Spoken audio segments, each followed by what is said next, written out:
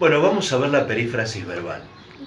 Una perífrasis verbal es una frase armada por distintos verbos, en la que todo el conjunto de verbos que aparecen, que mínimamente van a ser un verbo finito y un verbo no finito.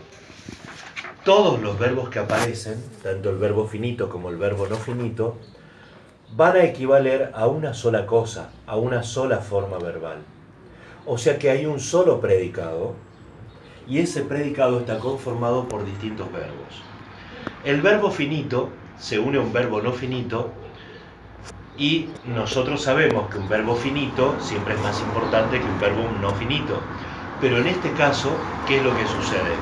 El verbo finito es solamente una especie de auxiliar del verbo no finito, porque desde el punto de vista semántico, lo que toda la estructura quiere decir es el significado del verbo no finito. O sea que acá tengo que perder por el camino al finito, porque el finito era el que no importaba. Lo que realmente importa es lo que dice el significado que transporta el verbo no finito. Verbo no finito, y para eso recordamos infinitivo, participio y gerundio. En este caso lo que más vamos a encontrar es el infinitivo, y en algunos casos los vamos a encontrar también con el gerundio. Esto es la perífrasis verbal, entonces todo equivale a una sola forma que es gobernada semánticamente por el verbo no finito.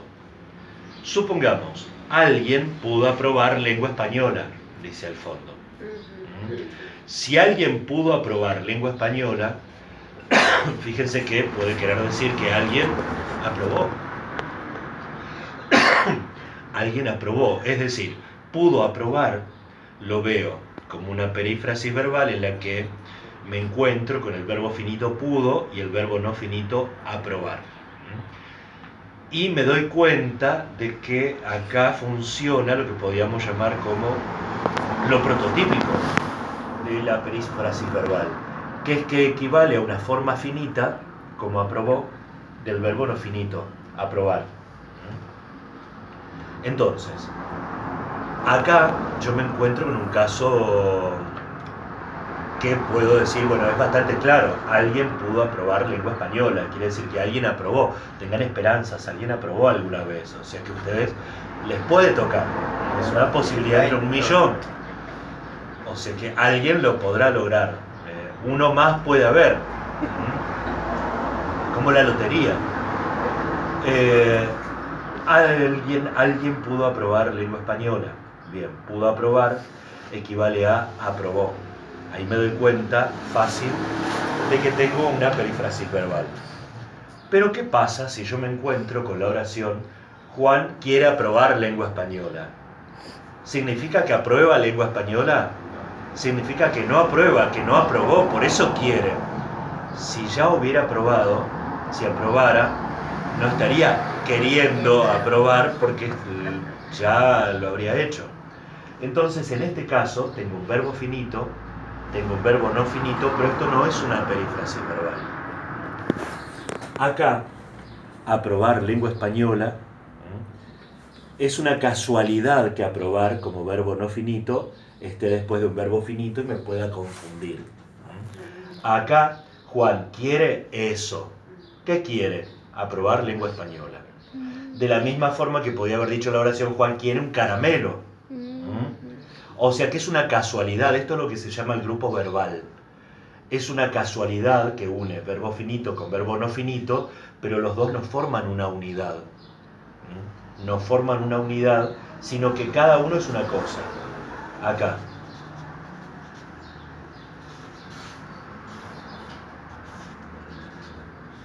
Quiere es el predicado. ¿Qué quiere? Aprobar lengua española. Esto es el complemento directo. Y como ustedes ya saben, es una bis sin nexo. ¿Por qué? Porque es de infinitivo y no tiene subordinante. En este caso, porque el verbo es un verbo infinitivo. ¿Se entiende esto? O sea, no tenemos que confundirnos en estos casos. Y yo les había preparado una hojita, además, para recordar esto. Hay ciertos verbos que siempre forman perífrasis, como poder, deber y soler. Poder, como nosotros ya vimos, como María pudo terminar su trabajo. Deber. María debe completar el análisis. Soler. María solía trabajar por la mañana. Poder, deber y soler. Estos tres verbos ya están dentro del sistema de la lengua, preparados para unirse a los infinitivos. Entonces siempre van a formar perífrasis. Por eso, por ejemplo, los puedo diferenciar de verbos como querer. Querer. Querer no está preparado para unirse a un infinitivo necesariamente. Porque puedo querer un caramelo, puedo querer correr, puedo querer leer un libro. O sea que después de querer puede ir, en realidad debe ir un sintagma nominal. Un sintagma con núcleo en un sustantivo. Quiere un caramelo verde. Solo que podría llegar a pasar que en vez de un sintagma nominal con un sustantivo núcleo, como un caramelo verde, ese complemento directo esté llenado por una incluida. Y si está llenado por una incluida, y en esa incluida no hay subordinante, es de infinitivo, entonces dará la casualidad de que se puede unir el verbo querer con un infinitivo. Pero no necesariamente porque el verbo querer estuviera preparado en el sistema de la lengua para unirse a infinitivos. Él estaba preparado para unir un sintagma nominal sujeto con otro sintagma nominal que es complemento directo. Para eso estaba preparado. Ahí dio la casualidad. En cambio, poder, yo no puedo decir puede eso, puede un caramelo. No puedo, porque en el sistema de la lengua estos verbos ya vienen dentro del sistema como formas que se utilizan para formar perífrasis con infinitivos. Entonces, poder, deber y soler con infinitivos. Y además, también estar y el gerundio. Yo digo, por ejemplo, los alumnos están jugando.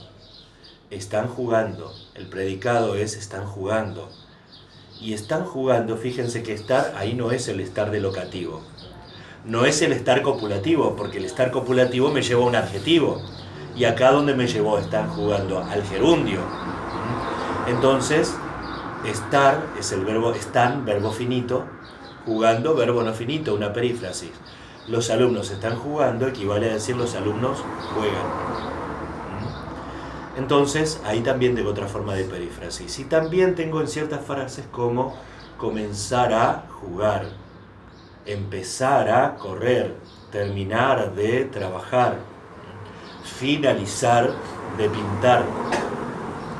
En todas estas frases, como por ejemplo, los alumnos comenzaron a leer el cuento.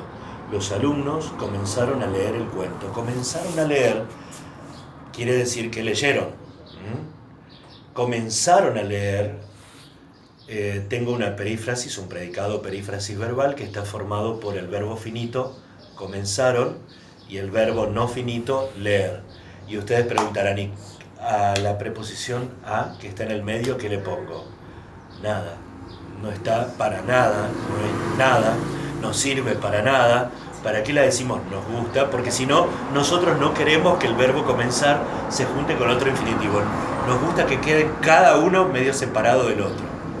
Entonces le ponemos en el medio la preposición a. O sea que, ¿cuál es el sentido que hizo que aparezca ahí la preposición a? Ninguno.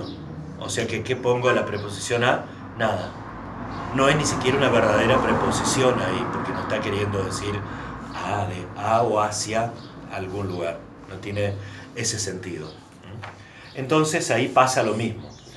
Y para terminar con la perífrasis verbal, vamos a tener que indicar que hay dos posibilidades que deben ser tenidas en cuenta, que son dos formas de conmutación. La posibilidad de conmutación, conmutar, que quiere decir cambiar una cosa por otra. ¿Para qué se hacen?